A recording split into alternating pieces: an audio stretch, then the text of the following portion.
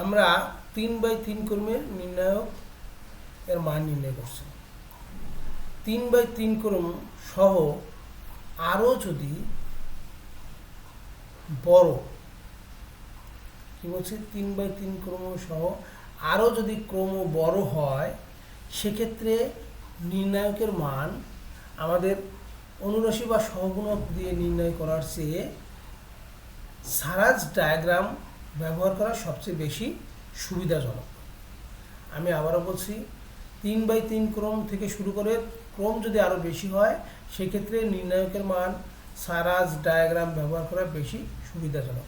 আমরা 3/3 ক্রমের সারাজ ডায়াগ্রামটা এখানে দেখব। একটা নির্ণায়ক আছে যার ভুক্তিগুলো A1 A2 A3 B1 B2 B3 C1 C2 C3।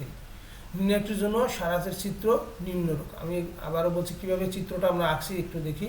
প্রথমে নির্ণায়কের সবগুলো ভুক্তি বসিয়ে দিলাম, অর্থাৎ A1 B1 কলাম আকারে বসালাম, A1 B1 C1 A2 B2 C2 A3 B3 C3।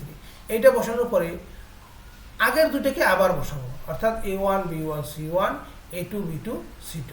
আমি আবারও বলছি, প্রথমে সরাসরি আমরা কলাম 3টা বসালাম, এরপরে প্রথম কলাম আবার দ্বিতীয় কলাম বসাবো, আর দরকার নেই।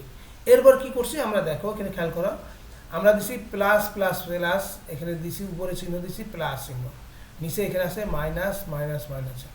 এবার আমরা খেয়াল করি, এই যে প্রথমে যে আমরা 3টে প্লাস দিলাম, এই 3টা ভুক্তি বরাবর আমরা যদি তীর চিহ্ন দিই, কৌণিক তীর চিহ্ন দেখো, অর্থাৎ কর্ণ আঁকি, তাহলে A1 B2 C3 A2 B3 C1 A3 B1 C2, এইগুলো গুণ আকারে আসবে, প্রত্যেকের চিহ্ন হবে প্লাস। তারপরে আমাদের মাইনাস দিয়ে এই চিহ্নগুলো আসবে, অর্থাৎ C1 B2 A3 আগে মাইনাস, আবার C2 B3 A1 এর আগে মাইনাস, C3 B1 A2 এর আগে মাইনাস। তাহলে আমি বলবো 3/3 ক্রমের আমরা যে সহগুণক দিয়ে যে নির্ণয় করছি, তার চেয়ে কিন্তু সারাজ ডায়াগ্রাম বেশি সহজ। আমি আবারও বলছি, 3টা কলাম আমরা সরাসরি বসালাম, এরপরে প্রথম কলাম, তারপরে দ্বিতীয় কলাম, এরপরে আমাদের ঠিক প্রথম যে ভুক্তিটা আছে প্রথম কলামের সেই বরাবর কর্ণ আমাদের তীর চিহ্ন দিলাম, দ্বিতীয় বরাবর দিলাম, তৃতীয় বরাবর দিলাম, এবং এদের গুণফল হবে আমাদের প্লাস চিহ্ন বিশিষ্ট, প্লাস চিহ্ন থাকবে, প্রত্যেকটা গুণফলের আগে প্লাস চিহ্ন। আর নিচ থেকে আবার যদি আমরা ওইরকমভাবে কর্ণ আঁকি, তাহলে এই যে C1 C2 C3 এদের দ্বারা যে কর্ণ 3টে গঠিত হলো, এই ভুক্তিগুলোর গুণফলের আগে হবে মাইনাস চিহ্ন। আমরা সমান যে মানটা পাবো সেটাই হবে এই নির্ণায়কের মান। একই তীর চিহ্ন বরাবর ভুক্তি 3টি গুণ হবে, অর্থাৎ এই যে A1 B2 C3, এই যে যেমন A1 B2 C3, তাহলে একই তীর চিহ্ন বরাবর ভুক্তি 3টি গুণ হবে। উপর থেকে নিচে তীর চিহ্ন বরাবর গুণফলের পূর্বে প্লাস চিহ্ন, অর্থাৎ এই যে উপর থেকে আমরা যে নিচের দিকে আসছি, এই উপর থেকে আবার নিচের দিকে আসছি, এই উপর থেকে এই নিচের দিকে আসছি, বাকিটাই আমাদের যাওয়া যাবে না, কারণ এখানে ভুক্তি আছে 2টা, আমাদের লাগবে 3টা করে ভুক্তি, প্লাস চিহ্ন হবে।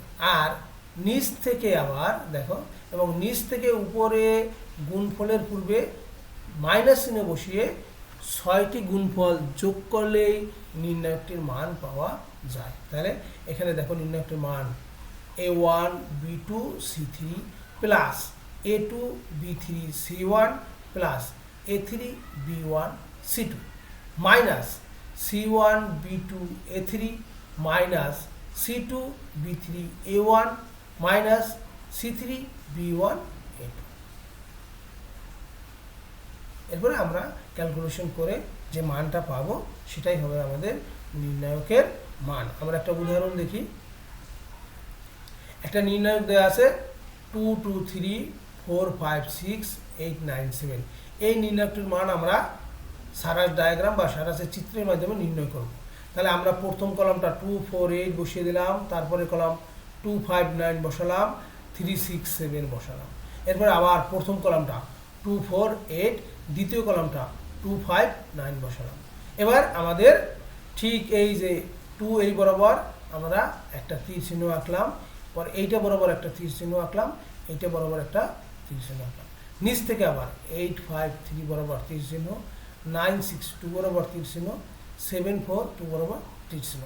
তাহলে এই নির্ণায়কটার মান কি হবে আমরা দেখি, ইকুয়াল চিহ্ন দিয়া 2 × 5 × 7 plus 2 × 6 × 8 plus 3 × 4 × 9 minus 8 × 5 × 3 minus 9 × 6 × 2 minus 7 × 4 × 2 equal আমরা পেলাম -10। তাহলে এটা কিন্তু খুবই সুন্দর একটা পদ্ধতি, এবং অনেক সময় আমরা জেনারেলি কিন্তু 3/3 ক্রমের নির্ণায়কের মান আমরা সহগুণক ব্যবহার করেই করে থাকি, কিন্তু কোনো পরীক্ষা যদি আমাদেরকে সরাসরি উল্লেখ করে দেয় যে এই নির্ণায়কটির মান সারাস ডায়াগ্রামের সাহায্যে নির্ণয় করো, তখন কিন্তু আমাদের ওই পদ্ধতি প্রযোজ্য নয়, এভাবেই করতে হবে। এই জন্য অবশ্যই আমি তোমাদেরকে বলবো সারাস ডায়াগ্রামের সাহায্যে 3/3 ক্রমের নির্ণায়কের মান কীভাবে নির্ণয় করতে হয় সেটা অবশ্যই শিখবে। সবাইকে একগুচ্ছ ধন্যবাদ।